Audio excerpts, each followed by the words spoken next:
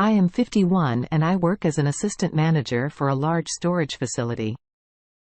My wife is 54 and she is a real estate agent here in Tampa, Florida. She has 2 kids who are attending college and I myself don't have any kids.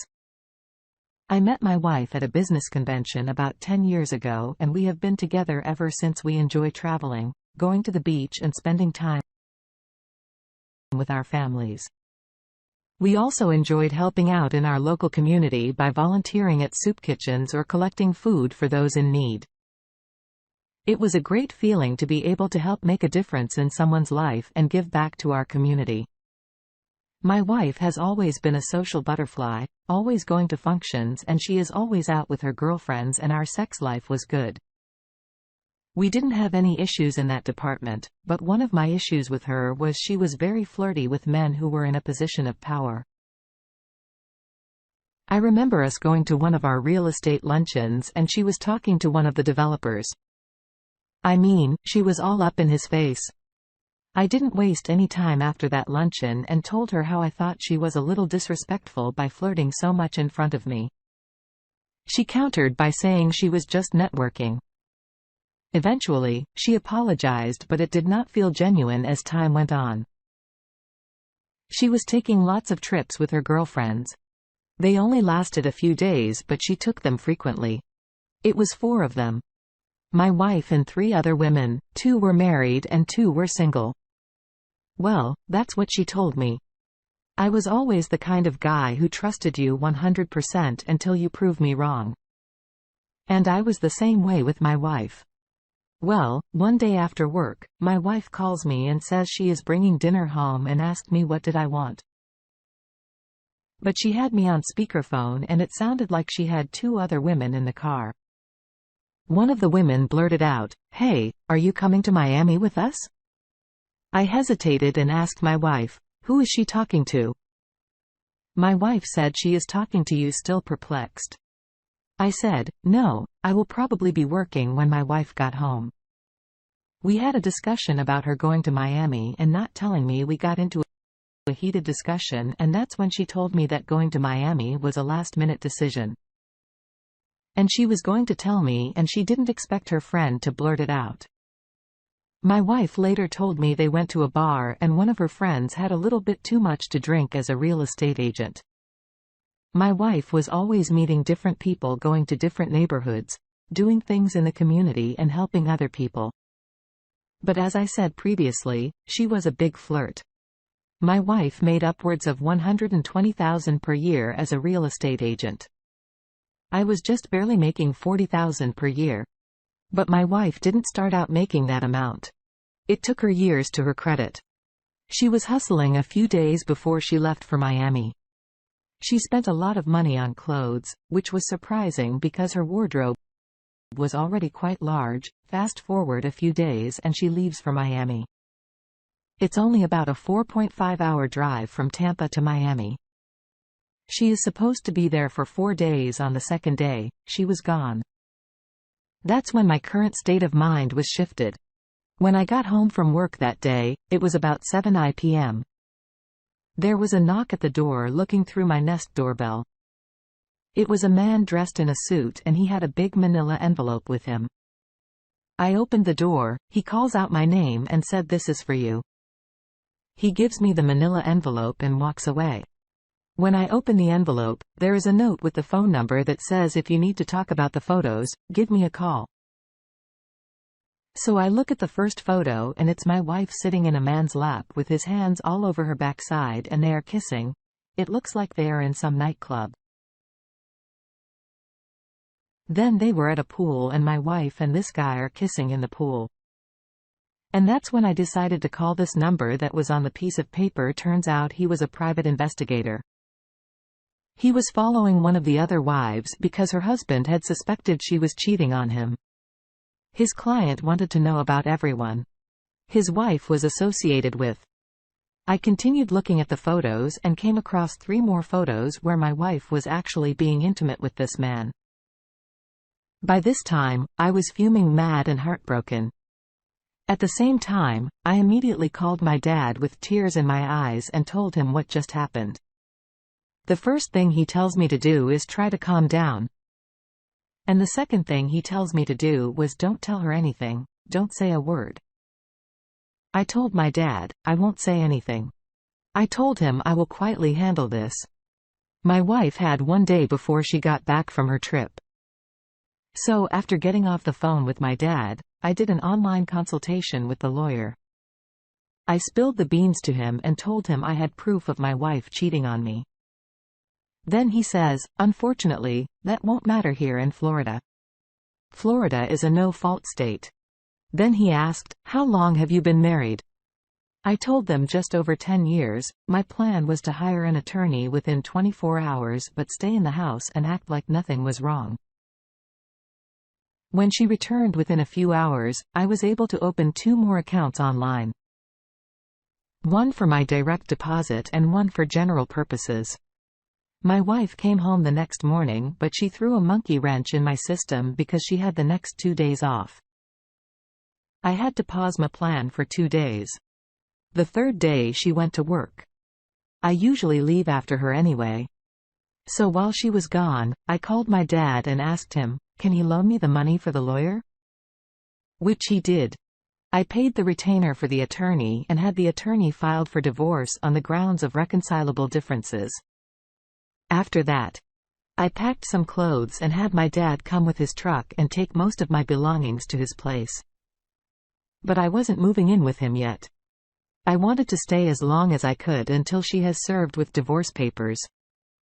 Fast forward 2 weeks. She doesn't know anything. And to my surprise, no one has told her anything. Well, another week went by and my wife gets served at her job. She is blowing up my phone cursing at me. What is going on, etc. That day I was at home. But after getting that phone call from my soon-to-be ex-wife, I asked my dad to come over to our place. I didn't trust her and my dad showed up 5 minutes before she did. As soon as she came through the door, she asked me why in the hell did I file for divorce. What did I do? I reached into my bag, showed her the photos and told her that's why I filed for divorce. She puts her hand over her mouth in shock and started crying and trying to apologize. By this time, I didn't even want to look at her anymore. I just simply said I will see you in court, as you can imagine. She blew up my phone with phone calls and text messages wanting to try marriage counseling, etc. Fast forward to the divorce hearing. She hired a lawyer who tried everything. My lawyer put up a good fight and all in all, I received $60,000 in equity from the house when we sell it, $900 a month in spousal support for 3 years, and we split the furniture, but I gave it all to her. I didn't want it. About a month later, I found out that my ex-wife had cheated before, but I never knew. One of her girlfriends wanted to tell me a long time ago that my wife cheated on me. But she felt it wasn't her business. She apologized for not telling me. I forgave her, but I told her I probably wouldn't have been married to her for 10 years.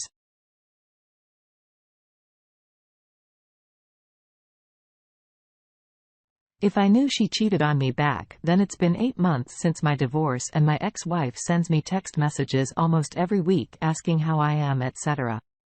I don't respond. I am not going to change my phone number. If I don't want to respond, I don't have to. Oh, her kids have asked about me, as she said in one text, but I still didn't respond. I am still heartbroken over this, but I have a good circle of friends who I didn't tell what was happening when all this was going on. But I am healing. I just started seeing a therapist. I will be okay. I received an email with an update to a story titled Cheating Story Podcast. Wife cheated in his back seat that I recently uploaded. I will leave a link to that story in the description. Hello, my name is Abby and I am Abby from Tony's story release this past Sunday, February 26, 2023. I was raised in a small town in East Texas, about 30 minutes south of Lufkin. I met my husband Gene after some friends set us up. I was attending a small school in Lufkin at the time. Gene was working in management at a Lufkin business. After I finished school, Gene and I got married. We had a great life and found a home in Hudson, a small community on the west side of Lufkin. We lived there for almost 8 years when Jean was offered and accepted a better job in Rockville, Maryland. So we moved. By this time I had finished school at SFA Stephen F. Austin University and had a BBA in accounting. I found a job in Lufkin. And once we got to Maryland, found a good job. I was in my early 30s living in Rockville when I discovered Jean had been cheating on me. He had got careless and apologized to me and said it would never happen again. So I forgave him. And not long after this, I stopped taking my birth control. About a year later, my daughter, Jessica, was born. I was still on maternity leave having lunch with some friends. When one of those friends told me she saw Jean coming out of one of the local hotels holding hands with another female. She had also taken a photo of them that day on her phone and showed it to me. I went that very day and took several $1,000 out of my account at the bank and hired a private investigator. I also spoke to an attorney in Rockville. Within about 2 weeks, I had videos and photos of them. The private investigator did some research and discovered that Jean's AP was married and lived at the address. Some of the photos were taken. I also went to see my OB-GYN to see if she could order a STD test for me. She did not, but made a call and I got an appointment with another person that did later.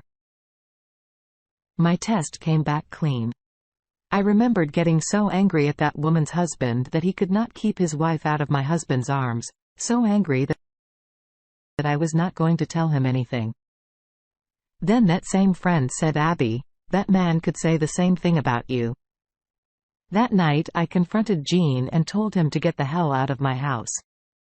Later, I turned to my notice at my job and started planning my return to Texas. Jean accepted that our marriage was over but begged me not to say anything to her husband. I did not say I would or would not.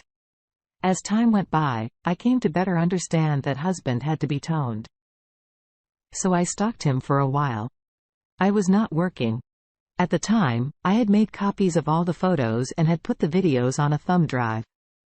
I learned his name was Paul and went to play golf. And by chance saw his car parked at a small restaurant near the country club. I walked in not really knowing who he was. I saw a man that I figured would be married to a 30-something female. And as luck would have it, I was talking to Paul. I won't repeat the story as told by Paul that afternoon. I flew out of the area on a flight and headed to Houston. When a cousin picked me and my baby up, I stayed there recovering from childbirth and finally found a job. I did not return to the Lufkin area. Then I took some time off to fly back to Maryland so I could meet with my attorney and go over the hearing. Jean did not fight me after the hearing. I got called some names by him for bussing up his APS marriage. I let it go. I then called Paul and told him about the outcome. I then flew back to Houston and to this day have never returned to Maryland. We did sell the house and Jane sent me half of the house money from the sale. I used that money to buy the house I am living in today. I still stay in contact with Paul. Jean for the most part won't come to visit his daughter since our divorce was final. He has visited her 2 times. I do know that Jean and Paul's ex are still seeing each other. I still have friends in Rockfield that see them out at times. I go out from time to time but find most of these men are not interested in a single mom. My age, I am still open to getting remarried but refuse to do anything that would cause